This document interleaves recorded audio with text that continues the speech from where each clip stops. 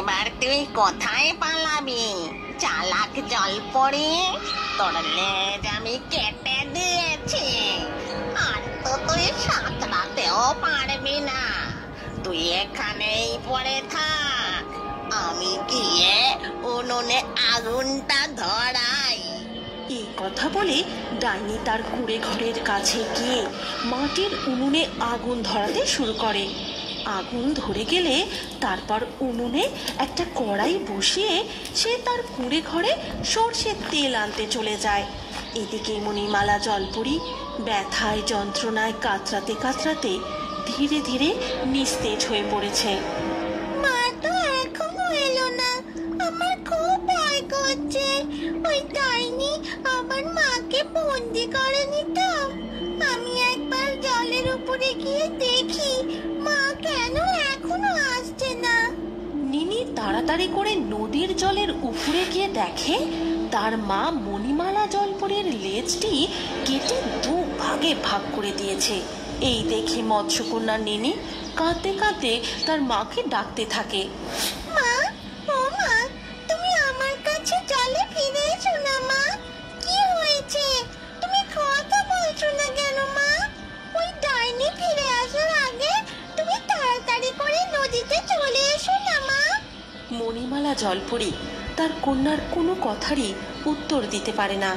আর এই সমস্ত ঘটনা গাছের ডালে বসে দেখছিল একটি টুনি পাখি। টুনি পাখি তখন উড়ে এসে নদীর পাড়ে বসে আর মৎস্যকন্যা নিনিকে বলে, কষ্ট পেও না মৎস্যকন্যা, তোমার মাকে বাঁচানোর উপায় আমি জানি। টুনি পাখি, তাহলে তাড়াতাড়ি বলো আমায়, আমি কিভাবে আমার মাকে বাঁচাবো? এই জঙ্গলের শেষ প্রান্তে নদীর ধারেই প্রকৃতি দেবী বসবাস করেন। প্রকৃতি দেবীর থেকে কেউ সাহায্য চাইলে তাকে অবশ্যই সাহায্য করেন।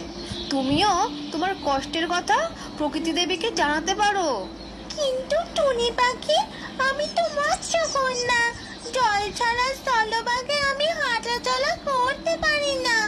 তাহলে আমি প্রকৃতি দেবীর কাছে পৌঁছবো কিভাবে?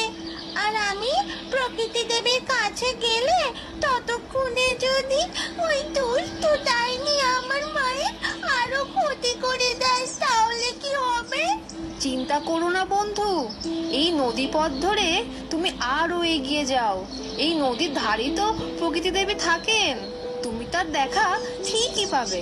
আর আমি ততক্ষণ এই ডাইনিকে ব্যস্ত করে রাখবো, সে তোমার মায়ের কোনো ক্ষতি করতে পারবে না। ঠিক আছে টুনি পাখি, আমি তাহলে তাড়াতাড়ি যাব আর প্রকৃতি দেবীর সাহায্য নিয়েই ফিরে আসব। তুমি আমার মায়ের খেয়াল রেখো। এই কথা বলে মৎস্যকন্যা নিনি নদী পথে সাঁতরাতে সাঁতরাতে প্রকৃতি দেবীর খোঁজে যেতে লাগলো। আর এদিকে টুনি পাখি ডাইনির কাছে গিয়ে ডাইনিকে ব্যস্ত রাখার জন্য নানা রকম ভাবে বিরক্ত করতে শুরু করলো। ঝরে পড়া গাছের পাতা মুখে নিয়ে ডাইনির কড়াইয়ে ফেলে দেয়, আবার কখনো ডাইনির মাথায় ঠোক্কর দিয়ে ফেরত করে উড়ে পালায়। অত ছাড়া টুনি পাখি, আমাকে খুব জ্বালাতন করছিস। একবার যদি তোকে আমি ধরতে পারি তাহলে মজা দেখাবো। টুনি পাখি ডাইনিকে বিরক্ত করতে থাকে আর ডাইনি টুনি পাখিকে ধরার জন্য এদিকে ওদিকে ছুটতে থাকে। আর ওদিকে সাঁতরাতে সাঁতরাতে প্রকৃতি দেবীর বাসস্থানের কাছে পৌঁছে জল থেকে মাথা তুলে দেখে নদীর পাড়েই প্রকৃতি দেবী একটি পাথরের উপর বসে ধ্যান করছেন। প্রকৃতি দেবী, আমি মৎস্যকন্যা নিনি, আমার মায়ের বড়ই বিপদ।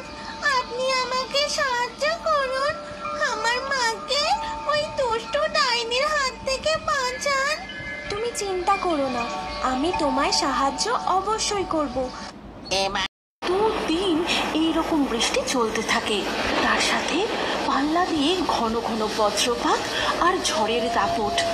ধীরে ধীরে নদীর জল উপচে গ্রামে প্রবেশ করতে শুরু করে। নদীর জল উঠছে, গ্রামের জল ঢুকতে শুরু করেছে, তার সাথে নিশ্চয়ই অনেক মাছও আসছে। একবার যদি আমি যেতে পারি, কই মাছের সাথে অনেক ইলিশ মাছও পাবো। না, আজকে একবার আমাকে যেতেই হবে। এই কথা বলে পিকলু তার বাবা মায়ের চোখকে ফাঁকি দিয়ে এই বৃষ্টিতে বেরিয়ে পড়ে মাছ ধরার উদ্দেশ্যে। আর এদিকে নদীতে প্রবল স্রোত, সমুদ্রের জল নদীতে প্রবেশ করতে শুরু করেছে। আর সেই প্রবল স্রোতে এক মৎস্যকন্যা তার পরিবার থেকে বিচ্ছিন্ন হয়ে নদীতে চলে এসেছে। পিকলু নদীর পাড়ে আসতেই শুনতে পায়,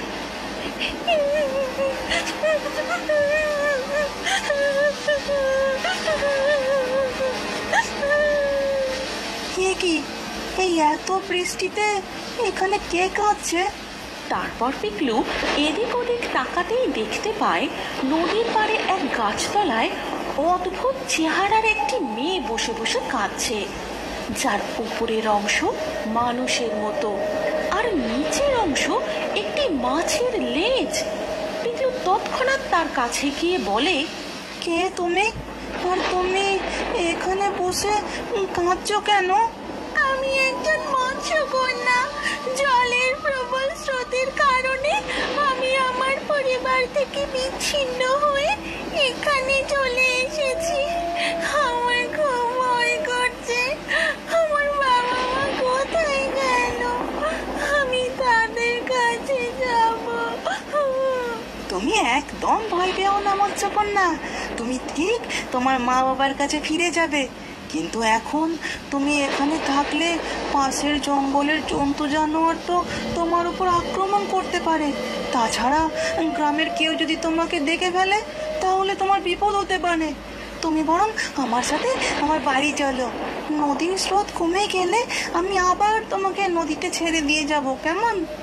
কিন্তু আমি তো জল ছাড়া থাকতেই পারি না।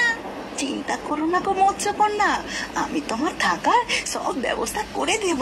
তারপর পিকলু মৎস্যকন্যাকে কাঁধে তুলে নিয়ে তার বাড়িতে নিয়ে যায়। আর তাদের বাড়ির পিছনের যে বড় চৌবাচ্চা আছে তার মধ্যে লুকিয়ে রাখে। মৎস্যকন্যা, তুমি এখানে নিশ্চিন্তে থাকো, তোমার কোনো ভয় নেই। আমি তোমাকে সময় সময় এসে খাবার দিয়ে যাব, ঠিক আছে? এই কথা বলে পিকলু সেখান থেকে চলে যায়। দিন দিন বৃষ্টির পরিমাণ আরো বাড়তে থাকে এবং গ্রামে এক ভয়াবহ বন্যা দেখা দেয়। গোটা গ্রাম সেই বন্যার জলে ডুবে যায়। ধীরে ধীরে মানুষের ঘরে সঞ্চিত খাবারও ফুরিয়ে আসে। এমনই একদিন, মৎস্যকন্যা, ও মৎস্যকন্যা, বেরিয়ে এসো, আমি তোমার জন্য খাবার এনেছি। পিকলুর ডাক শুনে মৎস্যকন্যা জলের উপরে মাথা তোলে। আজ এইটুকুই খাবার আনতে পেরেছি। বন্যার জন্য যা সঞ্চিত খাবার ছিল তা প্রায় শেষ গো।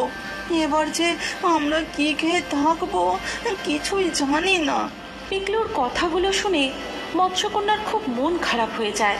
তখন সে বলে, চিন্তা করো না বন্ধু, তুমি ঘরে গিয়ে দেখো সেখানে তোমার জন্য কি অপেক্ষা করছে। এই কথা শুনে পিকলু সেখান থেকে দৌড়ে তাদের ঘরে গিয়ে দেখে সেখানে অনেক খাবার রয়েছে। আর তাই দেখে, মা, বাবা, তাড়াতাড়ি এসো, এসে দেখে যাও। পিকলুর বাবা মা সেখানে এসে এত খাবার দেখে পুরো অবাক হয়ে যায়। তারপর পিকলু তাদের সমস্ত ঘটনা খুলে বলে। তখন সবাই মিলে মৎস্যকন্যার কাছে যায়। তোমাকে অনেক অনেক ধন্যবাদ মৎস্যকন্যা।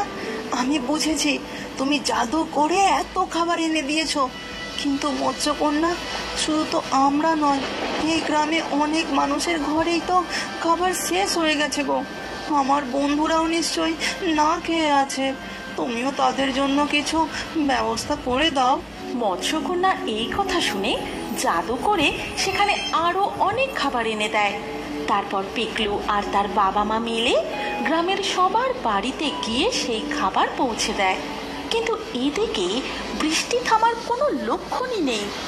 ধীরে ধীরে বন্যার জল আরো ভয়ঙ্কর রূপ ধারণ